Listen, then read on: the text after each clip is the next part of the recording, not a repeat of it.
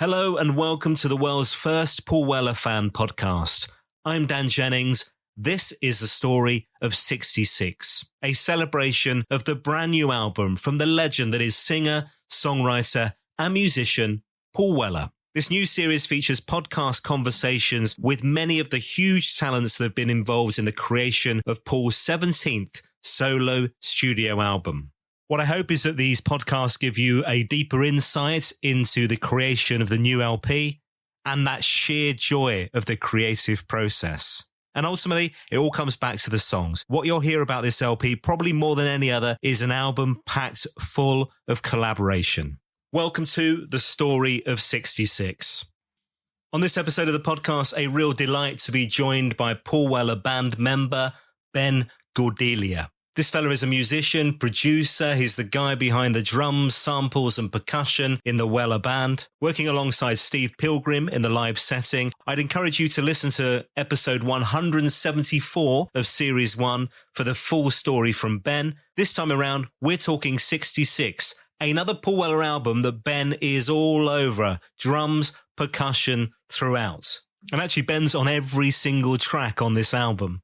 So we'll talk about that. We'll also talk about the live tours they've been doing recently as well. Another unbelievable guest on this story of 66. Let's get into it. Ben Gordelier, thanks for joining me. Hello, mate. I'm good, you? Yeah, I'm very well, thank you. Hey, look, lovely to see you again. It feels like so recent that we've actually chatted because you came towards the end of the podcast, and I think it was probably you coming on that convinced Paul to do it, right? I think Paul agreeing to it convinced me to do it. I was being very professional, a bit too professional, I think. Yeah, okay, well, fair enough. Hey, look, we're as the time of recording, it's been very recent that you've been to Japan and Down Under on the latest tour. And I remember talking to you last time around about the Australia gigs, and you were there. It was Australia Day, and it was manic, and you were jet lagged from Japan and all that. What was the experience like this time around? Well, in Japan, it was very cold and snowy. So none of us prepared enough clothes for that. So we sort of assumed it would be similar to England. But when we were there, there's massive piles of snow on the side of the road. Whereas in England, it would all be shut down. But over there, they carry on and just pile it up on the side of the road. So we went from snow and thick, like 6 inches thick ice on the pavements to getting sunburnt in Australia. Because it'd be their summer in Australia, wouldn't it? Yeah. It was, yeah. So, yeah, it was one extreme to the other. And it was a lot colder than England in Japan, and it was a lot hotter than England in Australia. That's mad, isn't it? I've never seen Paul in a ski suit or in a snow out. What was the plan then? You just raided the shops, did you, for some kind of outfit? No, we just got taxis and hid and stayed inside. We did go shopping, though. There was a shopping trip planned, but I think a lot of it was taxi-based. Can't get your loafers wet.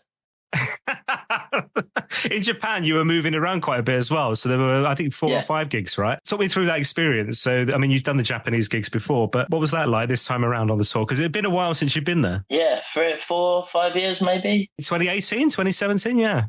Yeah, there's a lot of bullet trains involved, which is nice. They're really quiet and really fast. But there's a lot of travelling involved. But whenever you get to the train station or to get on the train, you'll get there and there's loads of fans there, which is not like in England. Somehow they seem to know. There's this company, like the translators, that help us out when we're in Japan. And I reckon they're in cahoots with the Japanese fans, and they tell them where we're going to be. Yeah. Yeah, but it's nice. Like they'll be running alongside the train and all that, which is, you feel like the Beatles, A Hard Day's Night or something. It's nice. And then when you get on the train, you say bye to them, and then you get to the next city, and they're there waiting for you again. Like, how do they get there before us? It's a totally different experience over there. Like when you go on stage, we'll be standing at the side of the stage waiting to go on, and there's silence in the venue. It's just so quiet, and the house music is quite a lot quieter than in England. There's just so much respect for what we do, and they really pay attention and they listen. And yeah, we get good feedback, the same as we do anywhere else from them. But it's different everywhere we go. But they really do pay attention and listen and take in all the details. But we're whispering to each other at the side of the stage before going on. Like it's the quietest thing. And are they filming it through phones like a lot of people are in the UK and stuff? Or is there that respect of that as well? Less of that, I think, yeah. It's not something I noticed too much, but now you said it, I'm sure there's less of it. And so how does that differ to the Royal Opera House in Sydney? There was a lot of English there, so it was a fair bit louder. And there was a lot of people I met, because I walked to the gig every day because our hotel weren't far. So I met a lot of people on the way in and on the way out. And a lot of them were English. So some of them were visiting, some of them have moved there. And there was one couple that were just travelling around. So, yeah, there was a lot of English, but the crowd were all around us. They were behind us and to the sides as well. Probably a little less respect than the Japanese, but they were, they were going for it. Amazing venue to see live music in and obviously to play live music. And on this tour, we'll talk about 66, the new album from Paul Weller in a sec. But on this tour, we were introducing some new songs to the crowds from this album, which must have all, and we probably talked about it last time. I just can't get my head around how you come up with a set list with this back catalogue. It must be impossible, but it must be exciting to play some new songs as well. It was, we played Nothing. And which no one's heard it, or would they have heard it? I think Paul did it acoustically in Liverpool, if I remember rightly, but otherwise, no.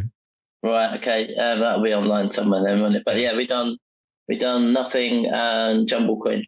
Nothing on the album to me, and I don't. There's probably a technical term for this, and I'm sorry, I don't know the logistics of drumming lingo. It's a really unusual drum beat on that song, Nothing. It kind of skips a beat or something. You'll know better than I, but it doesn't feel like a kind of, I don't know, the standard drum beat in that. Do you know what I mean? Yeah, I'm just going over it in my head now. The majority of that drum beat was sort of pre-planned from Paul and Charles. I'm sure Paul had the idea for the main drum beat that is throughout the song. So him and Charles would have probably programmed that in using drum samples. It would have been like, have a listen to this and sort of expand on Paul's idea. So yeah, there's a couple of parts where I did my own little thing, but they're only like little fills, which are only a few beats long. But I can't take all the credit for them. Or can I? There's so many. That's a Charles question, that one. Who come up with what drum beats? Well, it would be a bit unfair of me to go through every single track on the album because you're on every single track on the album. Yeah. Has that happened before? I was trying to think if that's happened before on a Weller album. Yeah. Kind Revolution, maybe? Yeah, Kind Revolution. Most of Saturn's Pattern. I think maybe Tom got in there on one of them. Flame Out, maybe. Is that a Flame Out on Saturn's Pattern? No, it was a bit before that, I think, wasn't it? But there's songs where, like, I'll be playing the drum beat and Tom will be doing Tom done a catchy fill, like a little, just a sort of a thing around the toms on one of the songs. So you never know, like Pilgrim's on one of them. But yeah, there's too many songs to remember who done what and when. But I think I'm very lucky to be on the majority of the songs on the last sort of 12 years worth of albums. The great thing, I mean, in our heads, the making of an album is done sequentially, and you're going to the studio and you're working on one track, and then you're coming back a couple of weeks later and you're working on another track. Obviously, this isn't how it happens, but for some reason, when I listen to an LP, that's kind of what you have in your mind, this kind of journey from the start of an album to the end. It's obviously complete bollocks, what I'm talking about here, but that's not how you create it. Not always, though. On this, were you called down to the studio at the creation of the beginning of some of these songs, or was it actually they'd worked the things out on samplers, like you say, and then it was a case of you going in and doing live drums over the top of those? How did it work? All of the above. There's a song called Flying Fish, got to be 2-3 years old, maybe. I think it came off the back of the last album. And yeah, that just brings back memories of like 2-3 years ago. And I think that some of the drums were kept from the demo that we did back then, and I might have gone back in the last year or so just to do like a hi-hat thing over the top of it. There's no pattern. It's hard to sort of describe everything. And is that Paul going, hold on, Ben, can you come back down? I think this song needs something else. Or you're just there anyway, You're listening back to stuff and you're like, oh, hold on, I think you could do this. All of it. There'll be songs that we worked on years ago, and Paul, it's nice to get the text from Paul saying, what are you doing on this day? And you never say no to Paul or someone like... Yeah, you're clearing the calendar, right? Yeah. You don't say no to Paul. So yeah, I'll be straight down there, and it might be he needs or wants my input on a song, or a lot of the time he'll know exactly what he wants and he'll want me to play what he's got in his head. but he does let us have our own sort of opinion and input on a lot of it, which is nice. You mentioned that song being recorded off the back of Fat Pop around that time, then towards the end of 2021. And Josh McClory's playing on Flying Fish, and he joined you on tour around that time, didn't he? He was playing bass around that time. So he's good. What a talent, isn't he? God. Yeah, there was a couple of other songs off of 66 that he put a bit of bass on. He was just visiting, I think. On that one, I love how the drums come in. It's kind of this rolling sea of the drums at the start. Which song, sorry? Flying Fish. I don't think Paul's done anything similar to that for quite some time, has he? And it's one of those songs where you go, this would sound great live. Yeah, it's on my list of songs to... You have to plan it, though. You have to sort of put in groundwork and just hint every now and then. You can't just come out with it, let's do Flying Fish, because they're just like, no. So I'm putting in the groundwork for that one. You have to make him think it's his idea, right? Yeah, a bit of that. Album opener, Ship of Fools. So much of this album seems to be, there are layers to it, but every instrument has to play a part, and it's really letting the instruments and the individual sounds build. And if they're not adding anything, they've been deleted kind of thing, they've been removed. And this one, the drums on this, and quite a lot of the album, the drums are really what I would say kind of light touch, but they really add something beautiful to Ship of Fools, and a very different album opener for a Weller album, I think. Yeah, we were very much going for that band in a room approach. Whereas sometimes it's easy to get carried away with adding textures and details that, it's all good. And it all adds character to the song and makes the song its own standalone thing. But this one was a little bit more, let's aim for that band in a room sound rather than loads of overdubs and 2 drum kits going on at one time and lots of digital stuff going on. How much do you talk about the lyrics of these songs? So when Paul, and this one's written by Suggs, but it is when I first listened to it, I thought this is one of those brilliant Weller songs where it's like almost a distant cousin to the Lodgers, where it's, that impacts of Thatcher. And actually you listen to the lyrics and this is all about the Tory government and Boris Johnson and this social commentary in a wonderfully catchy pop song. And then you realise it's Suggs that's written the lyrics. You're like, oh, okay, Suggs is just as good at it then. But do you ever talk about the lyrics and what they mean of these songs like that?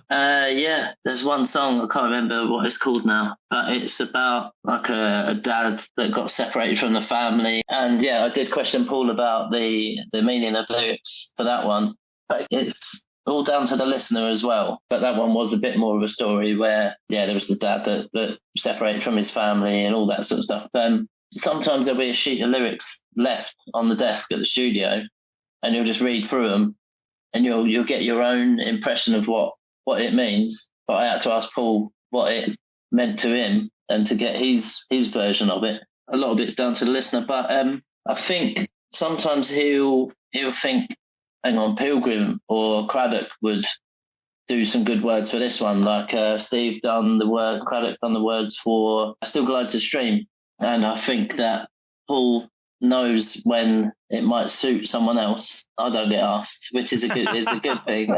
Not yet, Ben. You got to work up to it. Come on. No, that's not for me. But there was only that one song that I really sort of questioned him about, just to get more of the story about it. I didn't know Suggs wrote the words for that other one though. He wrote the lyrics for Ship of Fools, and like I say, it was one of those things that it wasn't something Paul and I had a conversation about when we chatted on the podcast. Was around that political side of his career, for want of a better expression, of when he was writing, and how he feels about politics these days. And then part of me was like, is this something that still gets debated on the band bus? Are they still talking about? Is it something that everybody's passionate about and they're all getting angry about Boris and all that kind of stuff? Or is it something that actually you're just all talking about music now and that's kind of the agenda? Paul does. Some people get involved. Jake gets involved sometimes, Craddock a little bit, but me and Tom are just steering clear of those sort of conversations. We're not politically minded. We'll turn the telly off when the news comes on. The other one, there were a lot of co-writes on this album from lyrics, and Paul working with Christophe Vaillant from Le Super Homage, and he was creating these soundscapes. And again, I think he was kind of playing the drums on the keyboard back home, which you'd then recreate or do your version of in the UK on the tracks. And we also had I don't know if it's a single. Is it a single or an Impact track? But Soul Wandering. They're all singles. It's not. But we can't what makes put it them a all out single, Ben? What makes it as a single, Ben? None of us know anymore. They're all singles, mate. They're all bangers. He's good, isn't he, Christophe? They came on tour with us. Was it late last year? Mid-late last year? Yeah, they're all really nice, really clever. They're amongst my one of them especially amongst my favourites of the album. Is that My Best Friend's Coat or the... Yeah.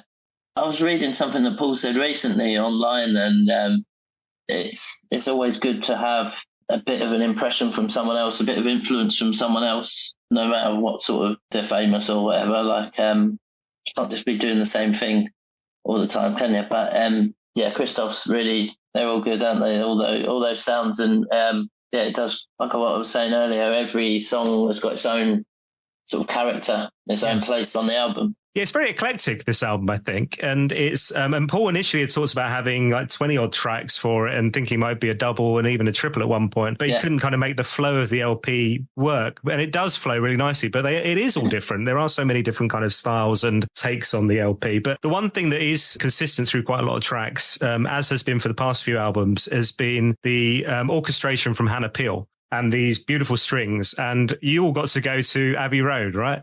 Yeah, Christoph was there as well, yeah. Yeah, that's always an experience going there. Now, last time you and Tom, I think, buggered up a keyboard, a famous Beatles keyboard. Oh, don't bring me into this. This is Tom's doing only. Was it?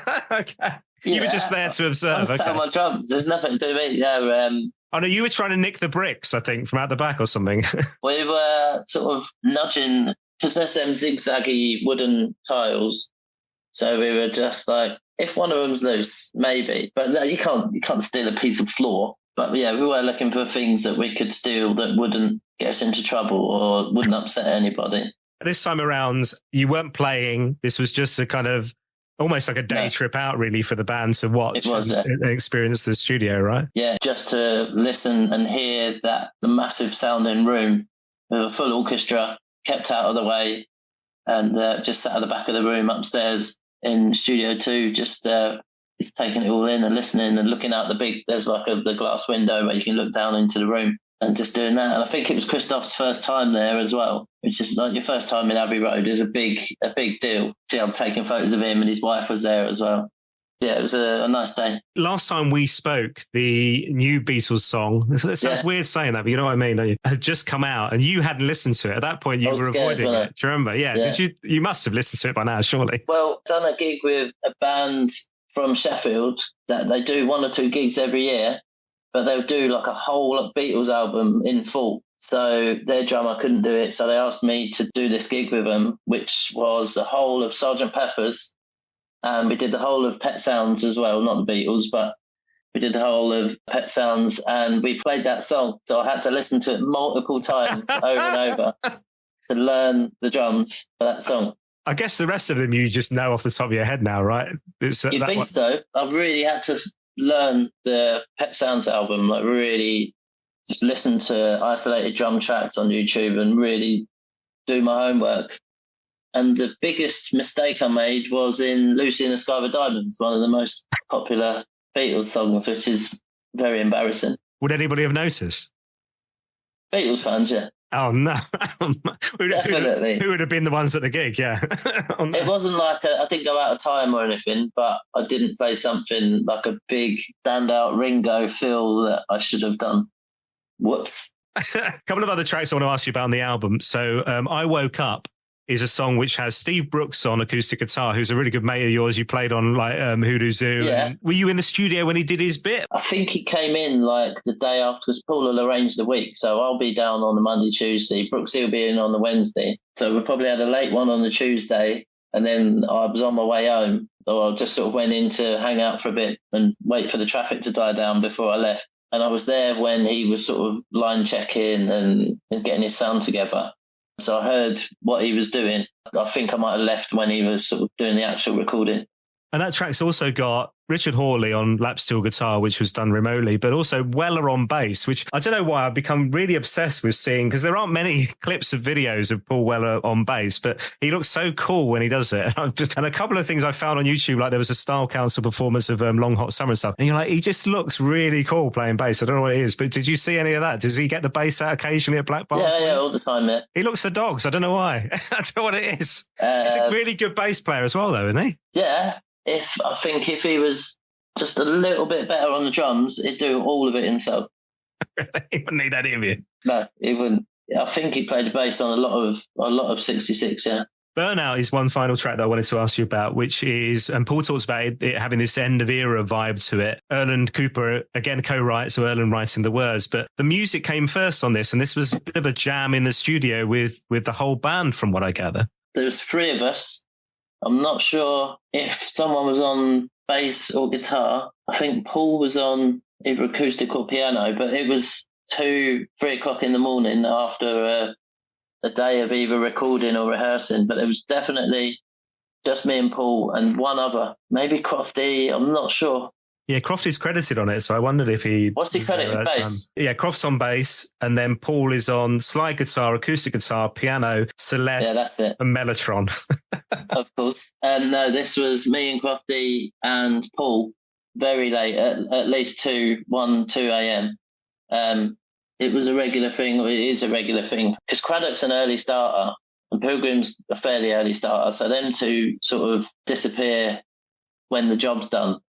Where, say, me and Tom will be hanging around just listening back to stuff or just hanging out. But that was, it was a 1, 2, 3 a.m. thing at the end of the day when Charles is like dribbling, he needs to go to bed and he wants to turn the computer off. But let's pick a quick idea down. It might have been like a quick play around for a minute or two and then press record. That's how it turned into Burnout. We slowed down the drums and made it all low pitched. And it was one of those where we didn't want to go back and let's redo the drums for this. When now you know the song, let's go and redo it. It had its sort of its own 2 a.m. feel to it. So yeah, it didn't need to be re-recorded properly. It's got its own charm. Now I hear that song slightly differently, and we all will from this conversation, where suddenly you go, okay, now this is an early hours or late hours, whichever way you look at it, and this is the end of a working day. And have you been out for a curry and then you come back, or you have the takeaway curry and carried on, or you just working through? Probably curry at the studio. But yeah, it was either at the end of a full band rehearsal, or it might have been at the end of a like a recording session, because he might have just been me, Paul and Crofty there for a day or two of recording.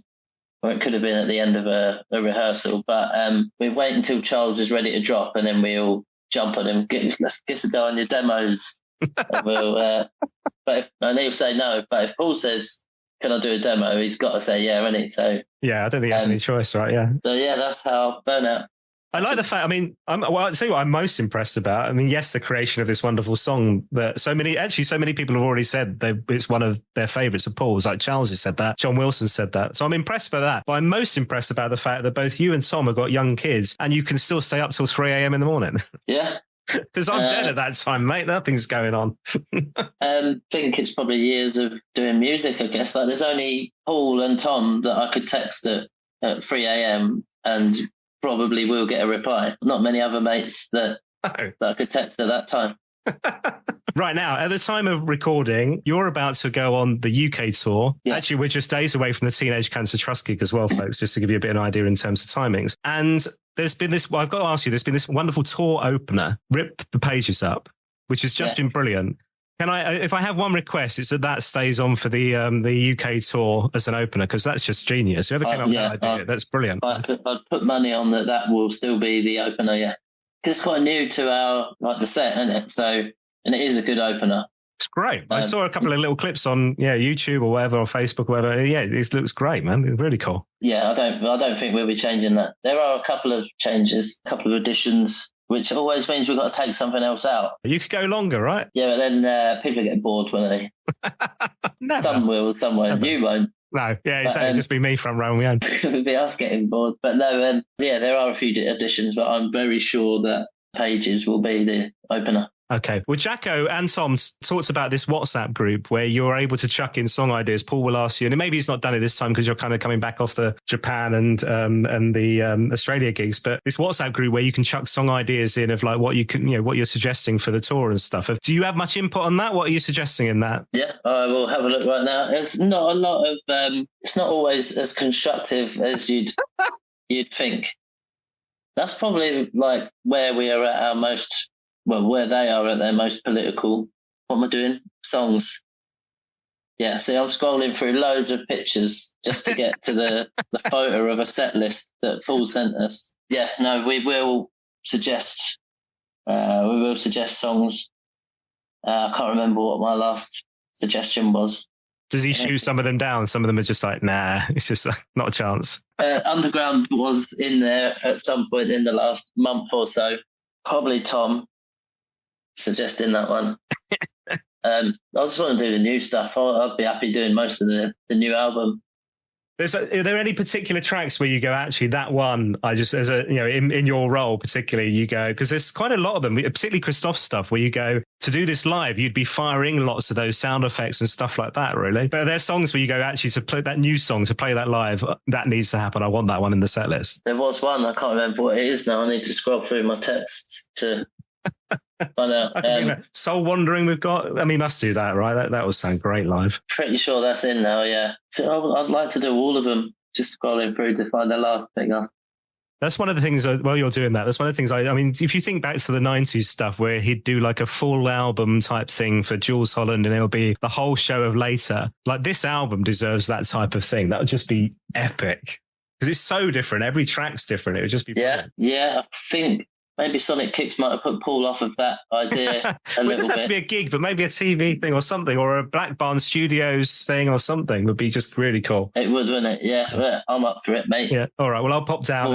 I'll pop down when that happens. Let me know. Yeah, I found it, and it was for the Teenage Cancer Trust gig, and I was saying, shall we do like a slowed down, sort of not slowed down loads, but slightly slower, toned down acoustic version of Jumble Queen? And the reply was just a picture of a set list that which hasn't got Jumble Queen on it. That wasn't on it. No.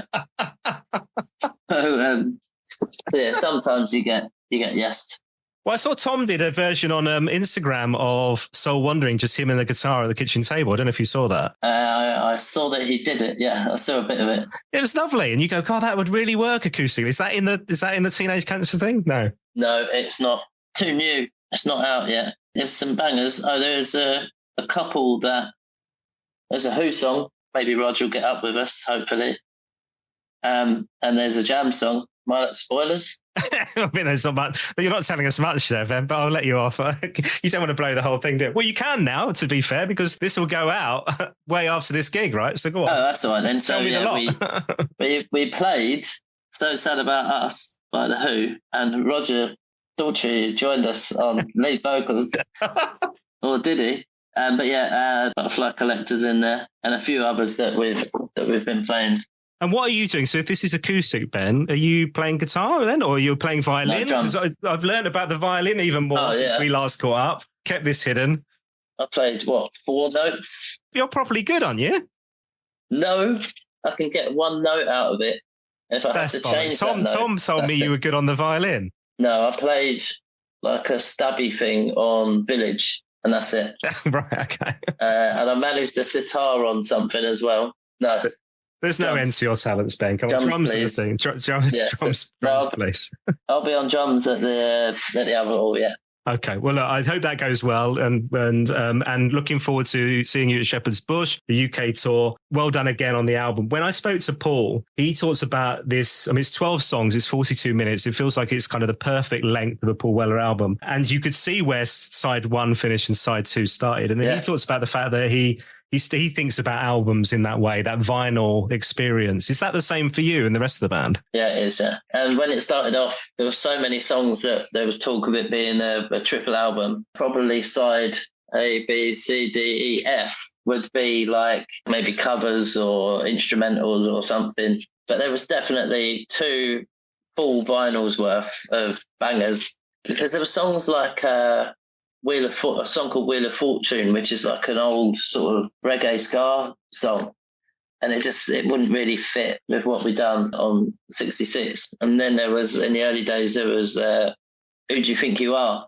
So it was sort of leading one way, but then the majority of the songs went the other way, and it went down to a normal length. There's a whole separate conversation, because I think he's going to release, he talked to me about the fact that he's going to put some stuff on like a 10-inch EP or something like that. And there's all these other tracks. You mentioned Wheel of Fortune. There's Now Is Here, In a Silent World. There's all these other tracks. I mean, already there's whatever the next thing is. It's ridiculous. Yeah. Well, that's like how Flying Fish went. So yeah, it might have come off the back of the last album, or it might have just been something that didn't fit on the album, or we'd finished the album and let's go and get this one recorded quick while it's fresh. And yeah, some songs take a couple of years to find their place in amongst other songs. You talked about how lucky you feel being part of this whole setup, and both on this podcast and our previous chat. But this must, seeing this guy, and now in his 66th year, the album 66, that must just be so inspiring to see somebody like that who just wants to continuously make great music that's different to the last. We're not repeating anything. We're not kind of landing on a theme and just kind of, this is the kind of, this is the Bowie model, this is the Beatles model of creating albums, really, isn't it? And music, it's just so different every time. As like a producer as well, I do a lot of production and mixing of songs and artists, and is more than just like influential with my playing, but also influential with like the production side of things and just my little details and how like the EQ on just one tiny little instrument that might just be in the song for sort of 2 bars or something. But yeah, he's an inspiration in every way of working, like musically and like technically as well. And as a person, as a friend, as a dad, just all of it. And so grounded. That's the thing I found from the conversation that we had. It's like this guy's not lost in showbiz at all, right? No. Although I heard that he had a washing machine once that sat in the kitchen for a couple of days. They had to get someone to come and fix it in. Maybe you shouldn't put this in. It might get me in trouble. It couldn't fit a washing machine. I mean, I've got so much DIY in my house. There's a big long list. So yeah, I was like, is Paul doing the DIY? I bet Weller's not doing to do the DIY. He's getting people in to do that. I'm sure he's good with a paintbrush, but don't ask him to fit a washing machine. Last time we spoke, I don't think this made the cut, so it might not be able to make the cut this time. Last time we spoke, we talked about, you did mention the rule of the bus. Do you remember the rules of the bus? I knew you were going to talk about shit on the bus. Yeah. The no solids rule. No solid. What's the latest on this? No solids. This happened years ago. So did we ever uncover who the phantom pill was? We never got to the bottom of that, no. There's the vegan. So the vegan got blamed. But then one of the entourage has got a piercing in a certain place, which means you have to sit down wheeze. And is a member of the band? I can't, no. And another one is a big boy, and he has to do sit down wheeze and a moving vehicle. So it's either the big boy, the piercing, or the vegan. But you know my theory of, I reckon it was just there from the band before, and it went. Just pop back up to say hello, Mr. Hankey. And the other thing that I had to ask you about, so you're still with the in-ears, aren't you? Instead of as the kind of sound on the stage, and the in-ear monitors, right? Where are we at? Because last time we spoke, you had this issue with the volume being turned down by your muffin top. Do you remember? Still happening, yeah. Still happening. Still happening. All right. Fine. Yeah, I think it went quiet in Japan rather than getting loud and blowing my head off. Yeah. Good. Best way around. Final thing for me to ask you about on the podcast itself. So 66, Paul talked to me about his voice being better than ever from his point of view. Yeah. And him feeling like he's now in control of it more than he ever has been. Even like he talks about like the last 5-6 years, which seems nuts when you think about a guy who's had a career of like, nearly 50 years now. What are your views on that as a fan, as a listener? Well, it sort of suits what he's doing now.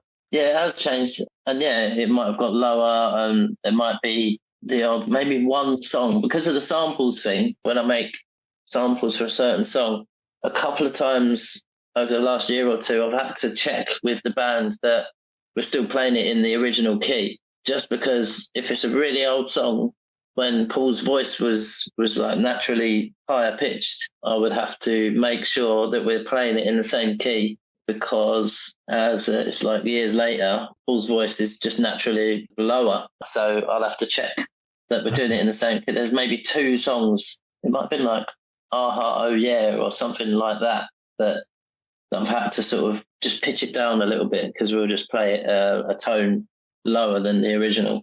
Now, hold on. So this is the song that I discovered Paul Weller by. Jacko mentioned this song as being the one that he keeps mentioning on the WhatsApp thing, but Paul hasn't played it yet in recent years. So you've done all the sample bits ready to do that, have you? We have done it before. I've played it before, so we've done it in the last 12 years. Have you? I didn't know this. Yeah. I'll have to go and find that. Wow. Okay. Definitely done it in the last 12 years, but it was on the list for Japan and Australia, and maybe even the tour before that. So yeah, but I've remade the samples and sort of, the last time we done it was quite a few years ago. So I'm better now. So I've well, I'm going to be front row at Shepherd's Bush. I'm just saying, if you want that on the set list, just I'll give him a nudge. I'll put it in the group chat. Put it in the chat. Yeah, say we've caught out. That'd be lovely. We did play it though in the rehearsals for Japan and Australia. But like you said, when we're like we said earlier, that when we're adding new songs, we've got to get rid of other ones. And it was good and it was sounding good, but it was on like at the bottom of the set list. We had maybe 6, 7, 8 songs that we could just throw in at any time, and it was sort of amongst that little category, but it didn't make it, unfortunately. Well, I'll give him a nudge for you. Well, I'll tell you what, there must be, because you record the rehearsals as well, right? So there must be a rehearsal version of that kicking about. Yes, there is. Right, okay. Hey, look. Yeah, Mr. Reese. Yeah. This has been so lovely, as always, Ben. Thank you, as always, for the music that you create as part of this incredible band, because it means so much to us. And look, 66, it's always a joy to hear a brand new album from Mr. Weller. The fact that you're on it is a blessing as well. But it's another amazing album, man. Yeah, I'm very lucky. And yeah, I can't wait for everyone to hear it. And I can't wait to listen to it in the same way that everyone else is. Like, I'm not listening to it now. I'm waiting until it's out. Before we started recording the podcast, we had this conversation whereby, so I got the album like back in, would have been November, I think, just to the point it got sent to the record company because I was doing the interview with Paul. I listened to it loads and loads and loads at that time because we were chatting about it. And then I've parked it because I want to be the fan again. When it comes out in May, I want to be the fan. It feels like you're experiencing it for the first time in a way. Yeah, me too. Yeah. And I know Paul does, but Paul's heard it so much that he can park it, but when he comes out, it still won't be ready. I'm sure he will. I'm sure he'll listen to it and he'll love it. But he's heard it like infinite times, whereas we can finish recording and go home. Yeah. Whereas it's his thing. Yeah, and it's living in his head the entire time as well, right? Yeah. Thank you so much for your time, Ben. Really appreciate it, mate. Thank you, mate. It's nice chatting. A reminder, if you've enjoyed this episode of the Paul Weller Fan Podcast, you can find a whole box set packed full of brand new episodes. The Story of 66, available now wherever you get your podcasts, Apple, Spotify, YouTube, and more, or at paulwellerfanpodcast.com. Whilst you're on my website, why not head into our store, grab yourself a virtual coffee. It's always nice to get a little thanks for this free content. Much appreciated. All available online, paulwellerfanpodcast.com. And here's the big ask. Please do spread the word on social media. So many amazing people giving their time for free to chat to me on these episodes of the podcast. So I'd love it if you could spread the word. Facebook, Instagram, and X. Tell everybody about the Story of 66, this celebration of the brand new album from Paul Weller. Thanks for listening. I'll see you next time.